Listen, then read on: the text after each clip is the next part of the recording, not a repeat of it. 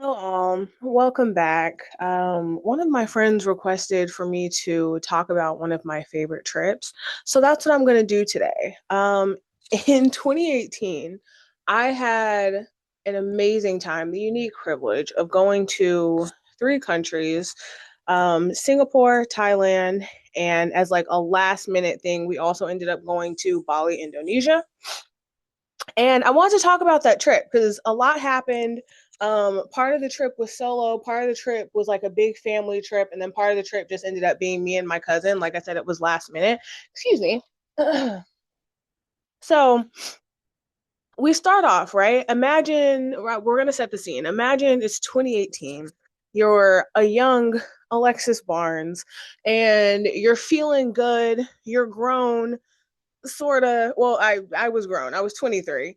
I had just gone on my first solo trip like a few months before. I had gone to Amsterdam for 5 days by myself, had a time of my life. I was riding so high, riding so high, whatever, you know what I'm talking about, so high on that trip.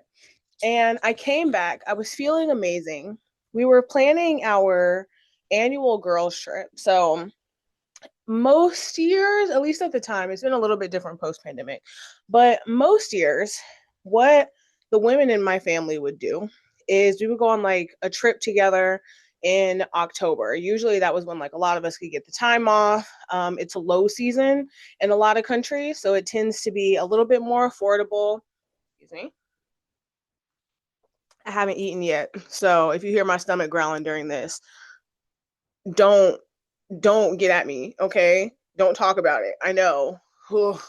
um so I am just getting off this amazing trip to Amsterdam. My family is planning our annual trip, and it turns out that we're going to end up going to Bali. Planning the trip, everything's beautiful. I am the trip planner of the family. Usually, I found this beautiful villa. I was talking to the host. I was like, hey, we want massages. We want floating breakfast. We want da da da da da da da. Everything was planned, right? Until about a week before the trip. And we started hearing that there was a large chance of a huge typhoon hitting Indonesia and specifically Bali. So, that kind of threw a wrench in our plans because part of us, like part of the group, was like, you know what? They have big typhoons in Southeast Asia all the time. Usually it's, heavy rain, but nothing too crazy. We should still go. The other part of our group was like, we're gonna die. I don't want to die in Asia, not around my family. We don't have to die at all, you know? And I don't think insurance is going to be helicoptering in if we end up stranded on the island, right?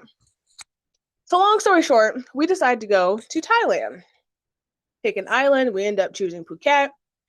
And in my mind, I'm like, okay, trip isn't going exactly how I planned, but what I did want to do is I wanted to make at least part of the trip a solo trip.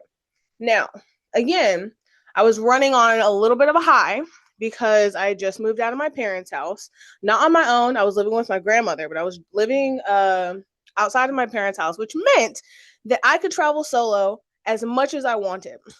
Now, at the time, my parents were very against solo travel. They had security concerns. It was the safety concerns, a lot of things, right? Understandable, but also I'm 23. I should be able to do what I want. I'm paying for these trips. Nobody is funding this. I feel like I should be able to do what I want. So after going on my first trip, I was like, oh, bet at least half of my travel is going to be solo from now on. I was hooked. So what I decided to do was add another leg of the trip. Basically, I knew that I could get the time off. I had an extremely flexible schedule at the time. So I took an extra like 2 or 3 days ahead of time. And I was like, you know what? I'm going to go to Singapore And then I'm going to fly to Thailand. And it was actually, no, it was more than that because I think I had 3 days in Singapore. And then once I got to Thailand, I also had like another 2 days ahead of my family coming. My family was going to be there for like 5 days. And then that was going to be the end of the trip. So I decided to go to Singapore first, spend a few days exploring Singapore, and then meet my family in Thailand after, 2 days exploring on my own. Now, I'm going to give you a little bit of insight into my parents and how scary they were about me traveling solo. Mind you, then and now, Singapore has always been one of the safest countries on the planet. Okay, it's I think surveillance state, so you can't go very far. You can't do anything without it being caught on camera. And those police officers are very serious about their job.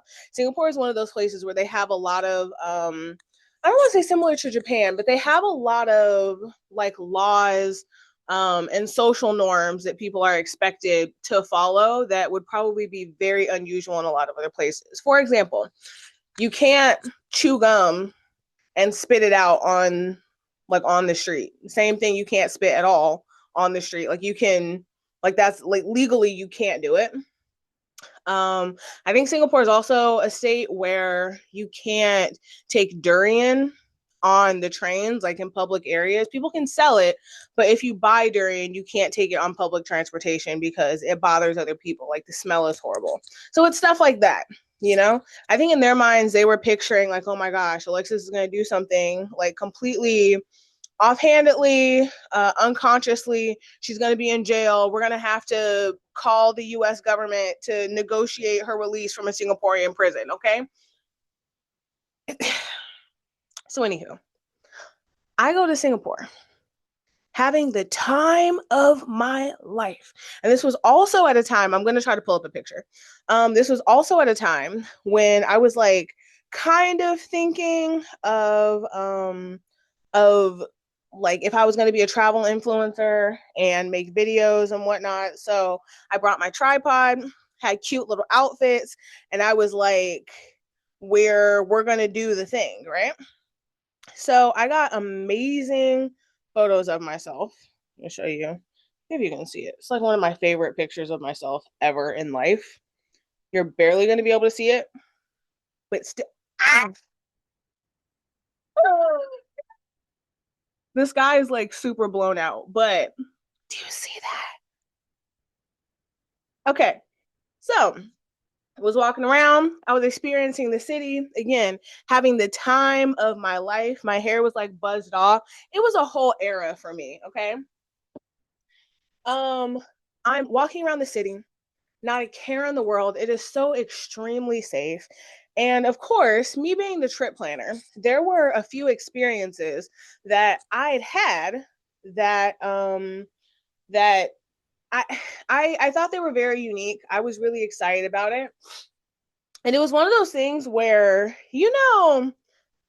I don't want to say when you're a trendsetter, but sometimes people will look at you crazy when you say you're going to do certain things.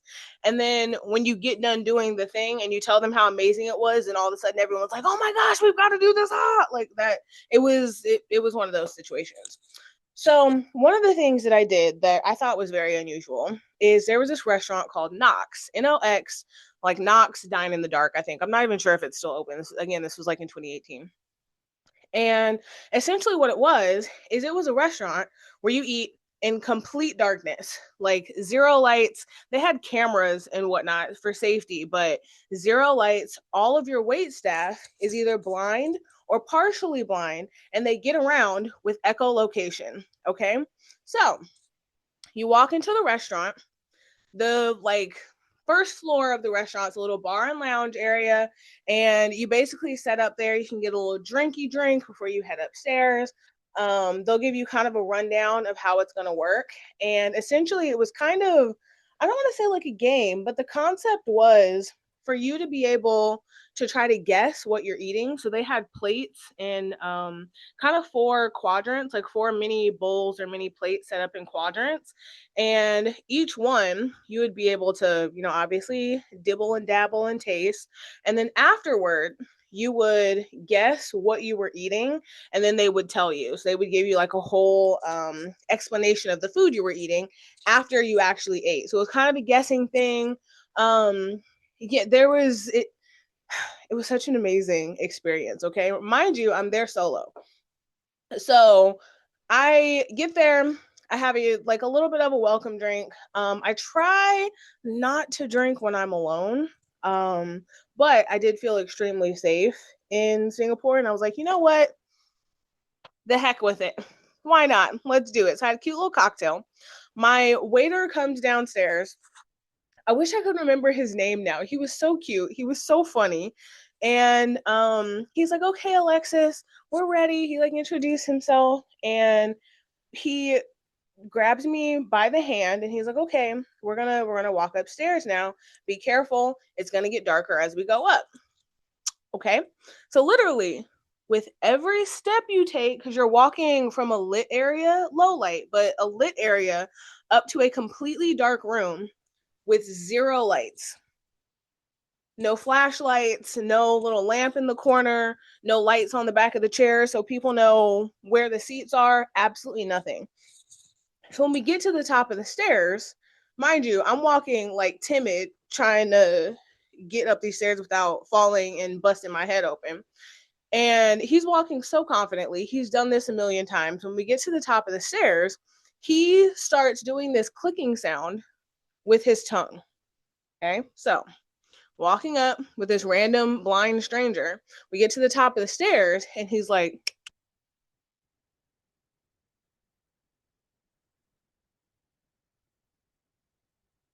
he's echolocating.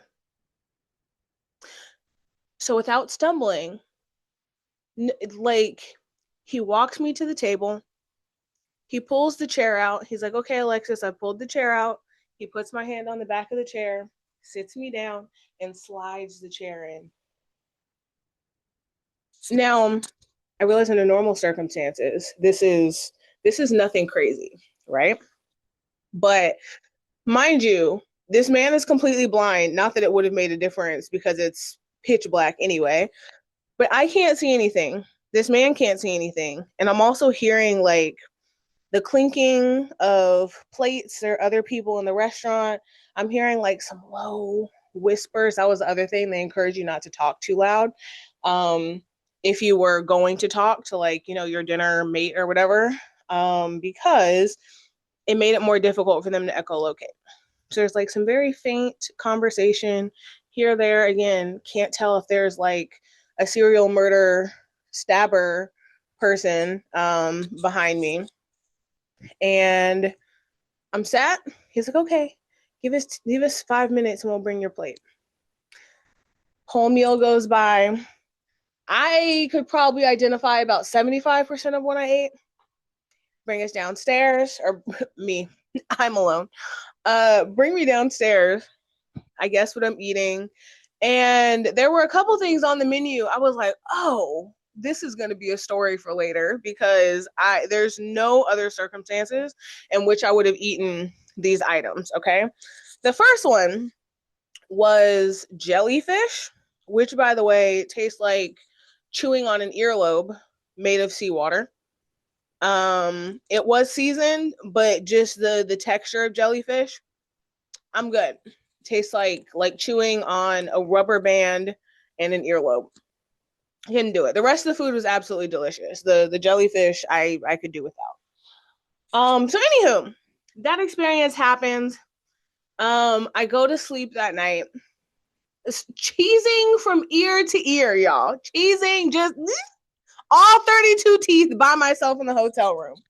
And then the next day, I might be doing this a little bit out of order, but the next day, I really, really wanted to go to the Hawkers. So this is like maybe a month after Crazy Rich Asians dropped. So there were a lot of different places in Singapore that I was super excited to go to. And so there's like a few you can choose from. I choose one, and I am floored. Absolutely floored. It's like how do I explain this? Almost like a warehouse, depending on which one you go to. It's kind of like a warehouse, and it's chopped up into little blocks, and each block is owned by a different family that specializes in a different food. So one family might specialize in like their duck fried rice. One family might be specializing in like chili crab. One family might specialize in like different seafood and like the shrimp and the lobster and the fish and that sort of thing. And it's all dirt cheap. Okay, dirt cheap. Like for years, Singapore's Singapore had the cheapest Michelin rated meal for like multiple years. Did I get that food? No. There was a line around the corner and it I wasn't that invested, okay? But their chicken rice, which is like it's a whole process. It's basically seasoned rice that they season with like chicken, boiling chicken, and using that like flavor to then boil the rice in and season it. It's like the national dish, one of the national dishes of Singapore. And it was like $1.25 at the time. I don't know what the conversion rate is now, but literally all the meals in that place were no more expensive than like 350. So you would pay $3 and get like a whole crab slathered in like chili sauce with a side of rice, and it was just man, my personal favorite.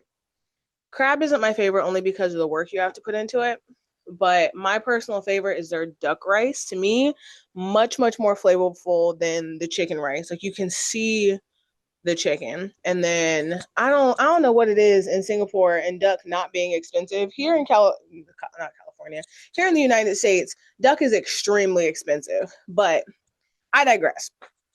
So I had that experience. I ate absolutely everything I possibly could. There was one thing I didn't get to taste, which was manta ray. I saw it and I wasn't able to go back to get it. So the next time I'm in Singapore, which is hopefully later this year, I really, really want to try manta ray. One second.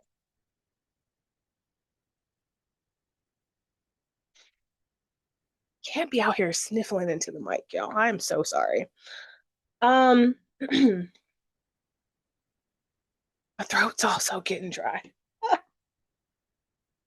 So, um, it was like 2 days in, and my mom texts me. Mind you, I've been in contact with him this entire time. But my mom texts me and she's like, "Hey, I'm gonna come to Singapore," which means that like 3 days of my solo trip would have been cut.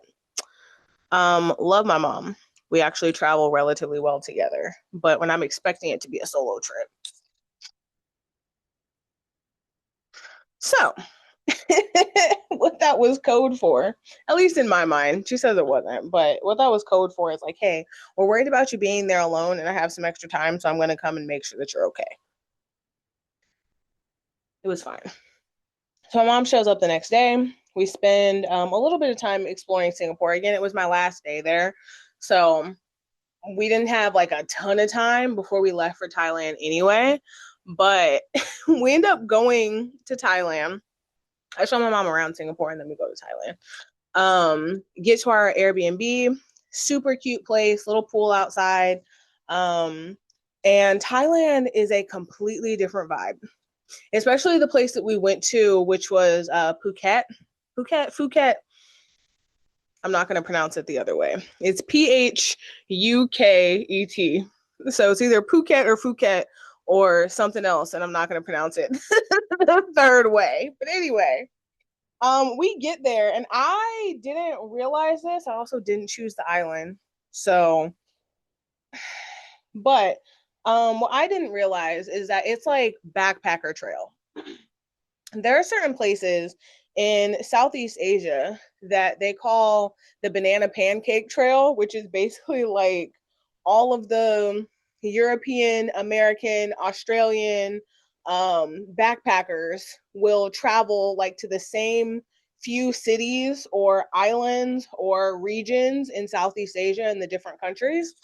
And they call it Banana Pancake Trail because there are these like crepes that the street vendors will make that are like Thai people ain't eating it. Thai people, uh, not Japanese people, Indonesian people, Filipino people, they ain't eating that. It's literally just because there are so many backpackers that they started making these pancakes. It seemed like such an exotic, like, oh, banana crepe.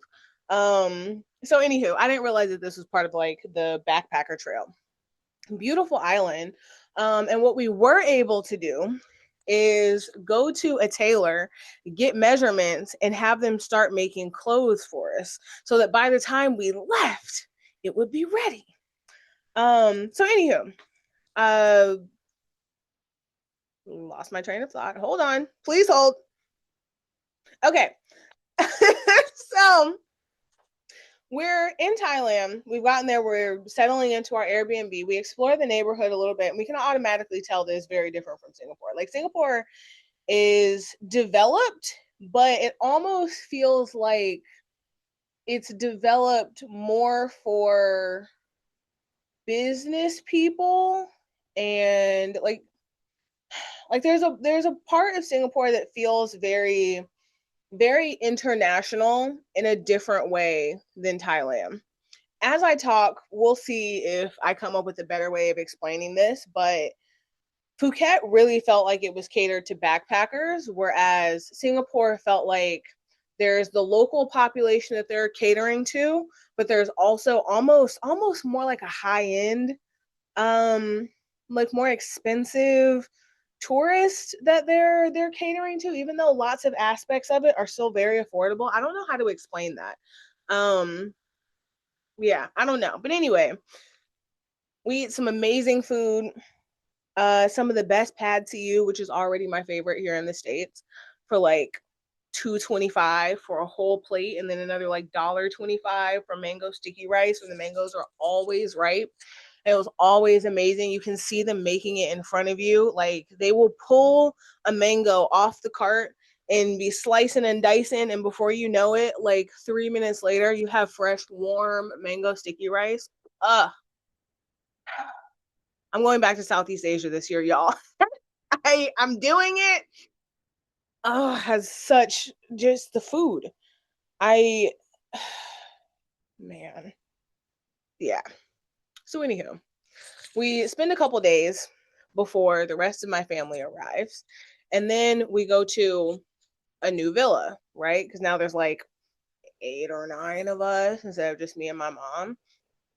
So this villa is split up into like 3 houses, I would say.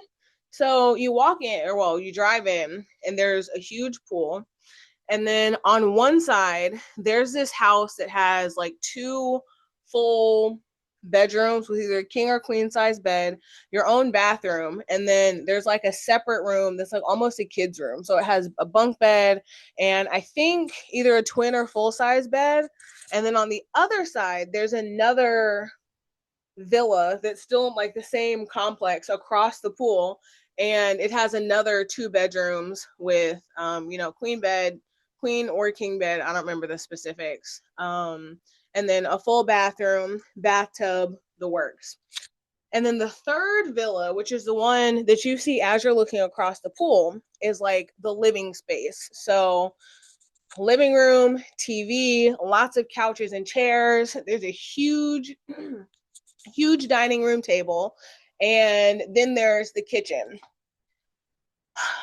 When I tell you, especially by that time, like I had already been traveling a few days. My mom had been traveling for a few days, and my family had been traveling to Thailand for like almost 24 hours at that point because they traveled straight from the US to Thailand. So those 2 flights, the layover in Singapore, and whatever. So, oh, okay. I also forgot to say my family spent like 24 hours in Singapore before they came to Phuket. So, after me and my mom had already spent time in Singapore. We went to Thailand. My family was just getting to Singapore, if that makes sense. And while they were there, they also went to Knox. So it was like 8 of them that were able to make a reservation. And they went to Knox. They liked it so much that they went twice. Now, when I told them I was doing it by myself, it was, oh my gosh, you would do that? This sounds crazy, did it? Mm, okay. Okay. Glad they had a time, but mm. So, um that happens and they come, they're tired, but they're also like super excited from their time in Singapore. So we check into our villa. And of course, because I'm a planner, I had this all planned out. I arranged for a private chef to come cook for us for the first evening. So nobody had to worry about food. We didn't even go into the city the first day that like we checked in and everything. Literally, we all took our showers, our baths, got into our comfy clothes, and by the time we were done, chef was laying the plates out.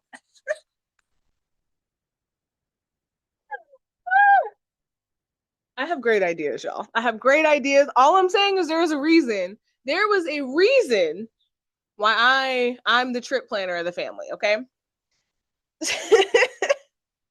So, have dinner. Again, we get there like it's not dark, but it's starting at dark. I feel like we couldn't fully appreciate the villa in the evening. So the next morning, it was so nice.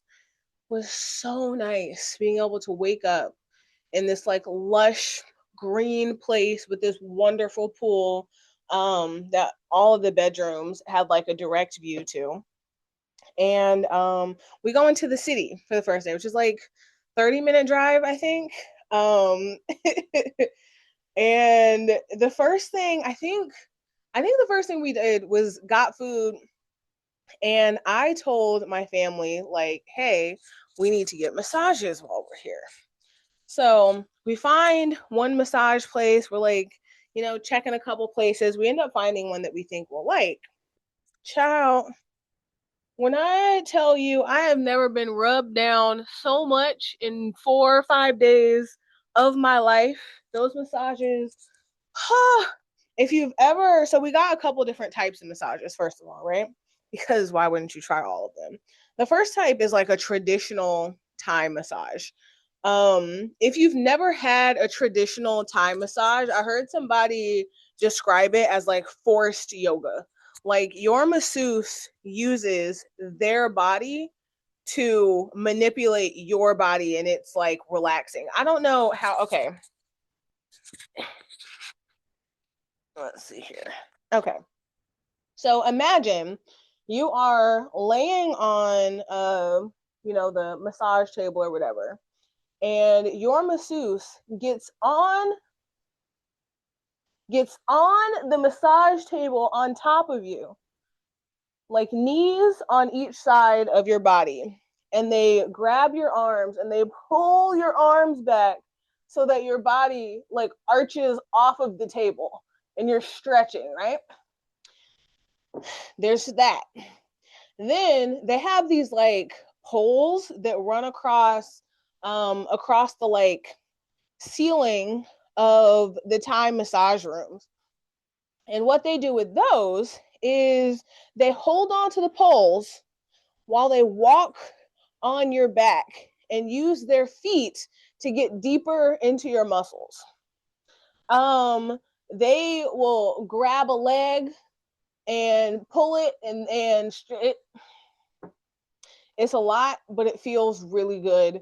It doesn't sound pleasant the way I'm describing it, but we literally got like 2 or 3 Thai massages in like within a couple of days because those massages were so good. And then of course we got a more, I won't say traditional, but like the type of massage that you would expect to get if you're getting a massage here in the US. More of like a Swedish or a deep tissue. And the thing about Southeast Asia is the food is affordable, but also a lot of services are more affordable if you're coming from America, Europe, Australia, the UK, like, you know? So I think the most expensive massage that I personally got was like 2 hours for $15. So as you can imagine, being a family that does enjoy massages, we got like a morning massage and an evening massage on most days because why not? Because why not? We spent all this money and time getting over here. Yeah, work, get my shoulder for me. Get the I got a knot, please. Ah, a time, a time. The food was amazing. I will say that outside of the street food, Phuket, Phuket, whatever, was kind of disappointing in terms of like established restaurants. Like sometimes you don't want to walk down the street and go to a street vendor to get food. Like if you want to go sit down at a restaurant, it's really not it's not the best. It's so touristy. The food just isn't it's just not where I personally would want it to be. I think Singapore is better for that, but you're also going to pay more in Singapore. I also think Bali is better for that, which we did later. So anywho, we do a couple of tours. If you've ever seen those, you know what? Let me again pull up some pictures. If you've ever seen in Thailand, like those Thailand. Yes, okay. Um, I don't know what they're called, but they're almost like rock islands. Like you see what I'm saying? Like absolutely gorgeous, super beautiful, with like the Thai boats and everything. So we took a tour here, and even that, it's one of those things I would love for everyone to see at least once. I will say, unfortunately, it's, in my opinion, been a little it's a little over toured, it's experiencing over tourism. Okay. So like the water is not quite as clear as you get closer to some of the beaches. The places where like the tourists stop, like there were a couple sandbars that you can stop at, and people would be selling like satay, like grilling chicken on skewers and water bottles and all the, like that sort of thing. Those places, of course, tourists don't know how to act. There's always a little more trash. It's not as idyllic as it could be, even though it's beautiful. And I don't want to downplay like the beauty of those places because it's unbelievable. But but it's yeah, it just it almost makes you a little, not sad, but it can be a little disappointing seeing what people have done to some of those places. So anywho, we are getting to the end of our family trip, and me and my cousin look at each other and we're talking about, what we have to do when we get back. And I was like, I have a couple days before I have to get back to work. And she's like, what a coinky dink. I have a couple days until I have to get back to work. And so me and her have a little discussion and we decide, you know what? We're not going to go straight home. We're going to go back to Singapore, which was supposed to be our original layover. And then we're going to book a flight to Bali and spend a couple of extra days in Bali since we both have the time. And since the typhoon didn't ruin the island, which was also very annoying because replanning the trip and everything, but whatever. Um, so when the rest of the family, is going to the airport, we all get to Singapore and me and my cousin hop on our flight. That's the other thing. When you're in Southeast Asia, a lot of the flights from place to place are dirt cheap because they have low cost airlines. So if you're flying from the US, for instance, it's very expensive to get from the US to Southeast Asia. But once you're there, if you have the time, it makes more sense to just island hop, country hop, because the regional flights are much more affordable. So I'll give you an example. If I remember correctly, the flight from Singapore to Phuket might have been like $130 round trip, and the flight from Singapore to Bali round trip I think was like 90, right? Whereas the flight from San Francisco to Singapore was like 800-900 all the way up to like $1,300. I think we ended up getting a good deal on our flights because again, I can book a flight, an affordable flight. But yeah, so just saying it almost makes more sense to spend more time because once you get over there, going from place to place is a lot more affordable. And even accommodation and food and everything is going to be more affordable once you're there rather than, you know, coming back and then going to a different country. So if you can, just keep that in mind.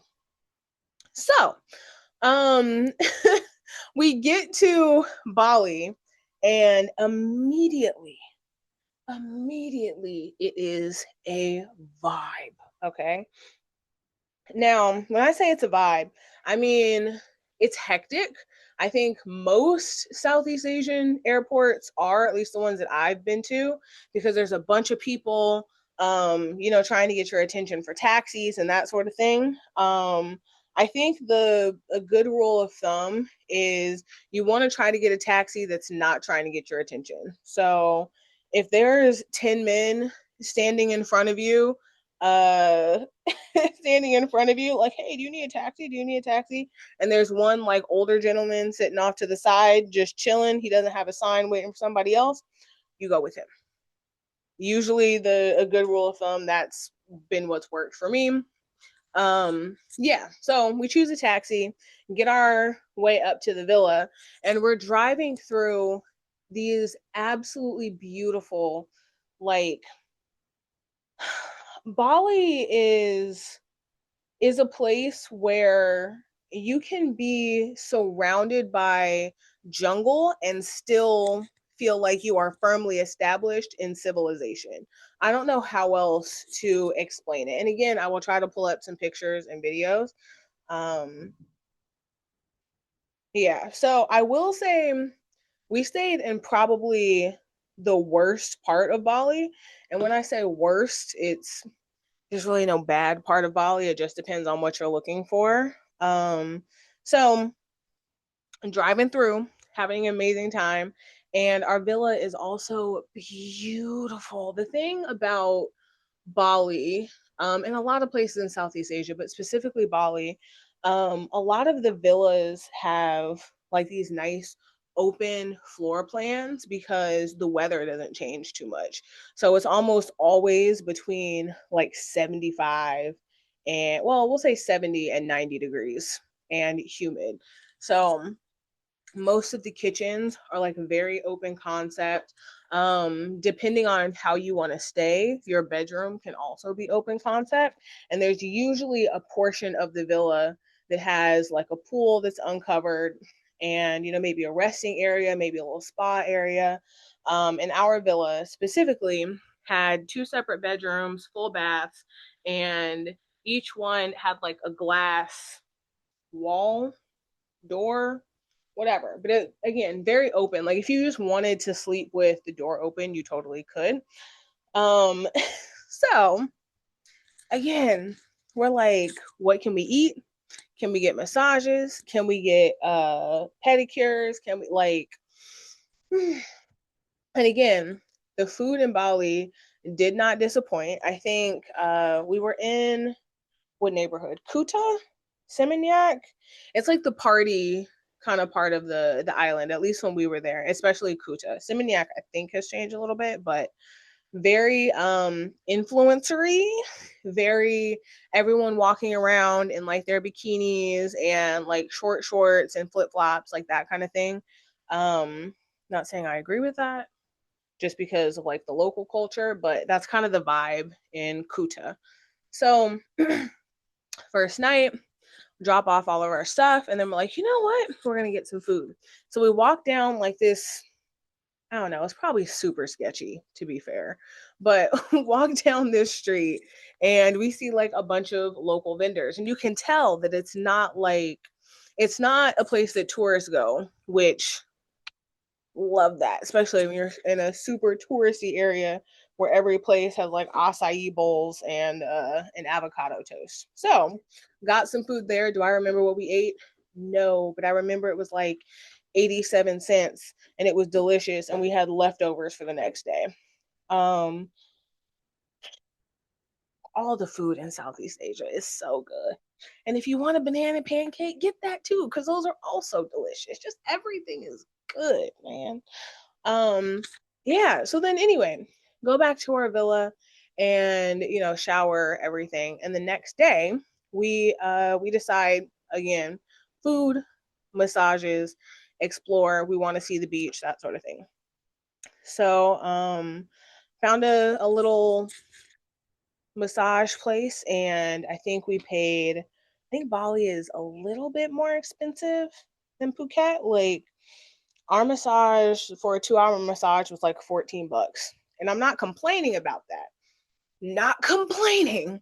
Just saying when we paid like $1 more for, or no, it was an hour and a half for 14 bucks. So for another dollar, we got an extra 30 minutes in Phuket. It also could have just been the specific place that we went to. And again, different parts of the island will have different prices. There's each city, each I don't want to say it's a region, but each city has a different vibe. It caters to a different type of traveler. And the place that we were in was very influencery, lots of fitness influencers, lots of travel influencers, lots of digital nomads, lots of remote workers, lots of, you get the vibe. You get the vibe, you know what I mean? So yeah, had an amazing time getting that massage.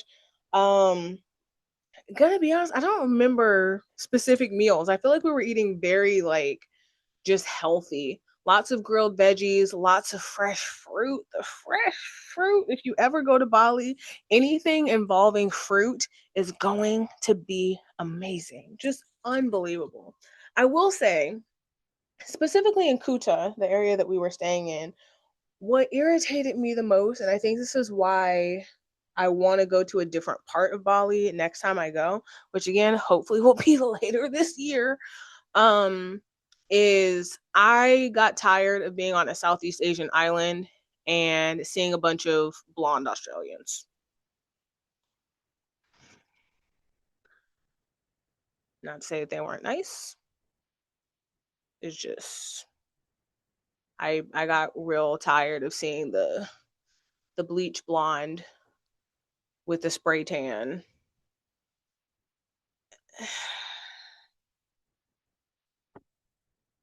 And to me, there weren't a lot of black people. Like, and I feel like if I'm not gonna see a lot of black people, either I want to be in a white country or I want to own for there only to be locals. Does that make sense? Like in Singapore, I think I might have seen one other black person, if I remember correctly. One other black person outside of my mother. Um, and in Bali, it's like the only, like walking around, you really only see a bunch of blonde Australians, which I get. It's like close for them to get to. Whatever.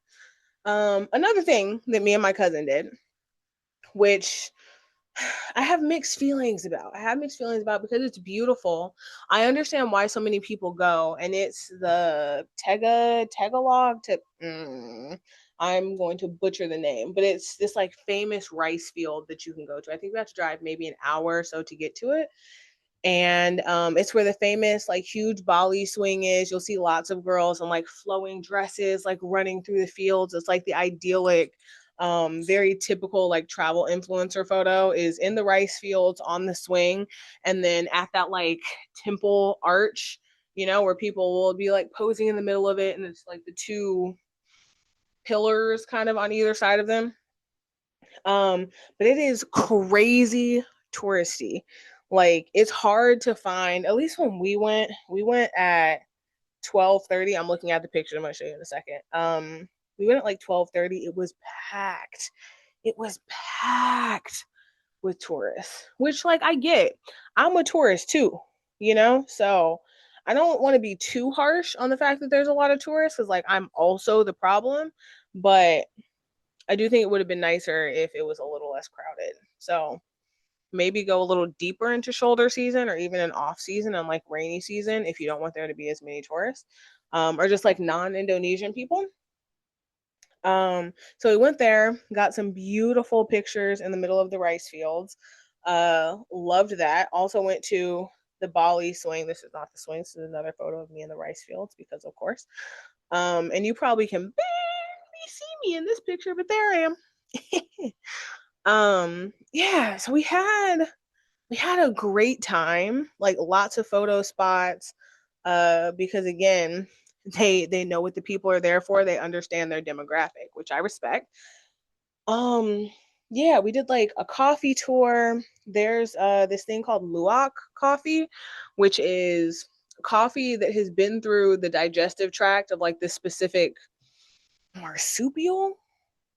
It's not a primate, mammal, whatever. It's this animal called a luwak, and they eat the coffee beans, poop them out, and then that's when they get roasted and everything. And something about like the acids in their digestive tract um change the chemistry of the coffee and gives it a unique flavor. I don't know. I'm not a coffee drinker in general, but it was interesting to like take the tour and everything. So again, short trip, but what I thought was interesting is a couple of other family members decided to join us when we went to Bali. So it was just me and my cousin for the first 2 days. And then for the last day, because the flight was so cheap, my mom, my aunt, my cousin's mom, and then another one of our aunts decided to meet us. And I I don't know, there are certain things like when you're not used to seeing certain people experience like more adventurous things, it brings me so much joy. Like stuff that I don't think I would have ever expected to see my mom and my aunt to do. Um the main thing being getting on an Indonesian motorbike. So if you're ever in Indonesia, you can order a motorbike almost like you would an Uber here in the States. It's much easier to get around. They know what they're doing. It's so much quicker because you don't have to like maneuver a car in between all the traffic and everything. And literally, you order your, it's called Gojek. It's a little motorbike. A guy on a motorbike will drive up and he'll give you a helmet. You hop on the back of that thing, and then you go riding through the rice fields or the city to the beach to wherever. And as someone who's never been on a motorcycle, as someone, I think the closest thing to a motorcycle I've been on is a jet ski. And I think it's the same for my mom. Um, it's such a cool experience being on the back of a motorbike, riding through rice paddies, past these beautiful villas and street vendors, and just the whole Bali vibe, man, on the back of a motorbike. And that's something that I never expected for like the older members of my family to ever be willing to do. And the fact that they did and they were having fun, like it would take me a minute to find the video, but like I'm recording, holding on to this random stranger, recording on the other side. Everyone's behind me, and I can see them like, what? Right?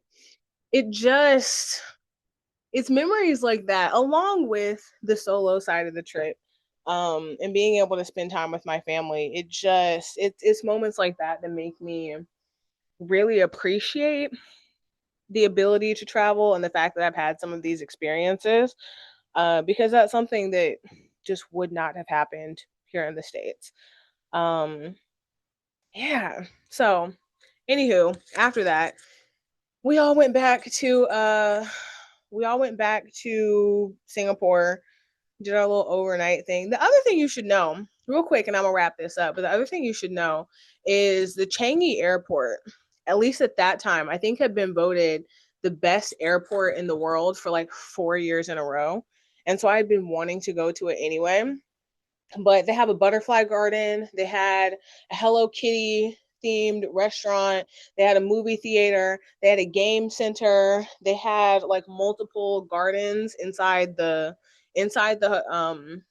mm, mm, inside the airport. um, and now they've since renovated. So now I think it's called the Jewel of Changi. It's like one of the biggest indoor waterfalls, if not the biggest indoor waterfall in the world. And it's in the airport. Like all of it is free. So you get to the airport, and there are people like Singaporeans who have gone to the airport to go on like a cute little first date to like walk around the airport. You don't need to check in to get to like this beautiful dome with this waterfall coming out the top of it. And actually, if you've never seen it, which I would be surprised if Changi